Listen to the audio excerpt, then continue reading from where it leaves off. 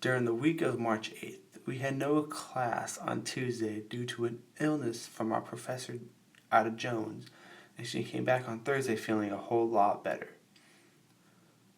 During that Thursday class, we had 11 presentations to take care of, one in which was a Twitter report from Group 1 and 10 current events from every other subgroup in the class. The Twitter report was covering items that was going on in the NFL free agency, while the current events were covered topics from every other sport that was given to each subgroup at the beginning of the semester.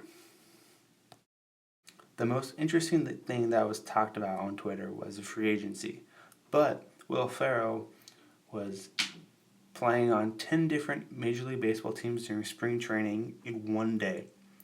He also played 9 different positions, ending his night with the LA Dodgers. Somehow, the Giants let him go from the Dodgers to the Giants clubhouse. As a Giants fan, I would not think that's okay. Chapter 8 discusses working conditions. On page 166 of the book, the Fair Labor Standards Act was talked about. Page 175, how to train and if interns should get paid. Page 182 talks about the workplace and safety and health of the employees. And page 185 is where workers' compensation comes into effect. An example of it for student athletes. A student athlete is not an employee of the university and is not entitled to seek workers' compensation. But this non-employment status of student athletes is a topic of criticism and concern to our local student athletes.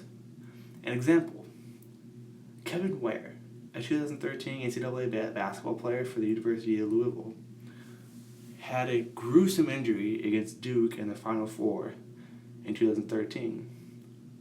Pictures will not be shown except for the one that's being displayed at the moment. Many concerned about who would be paying for the medical expenses and what compensation would he be received. In my opinion, student athletes should be considered employees under the university, but they don't get paid. But that's a totally different subject I don't want to dive into.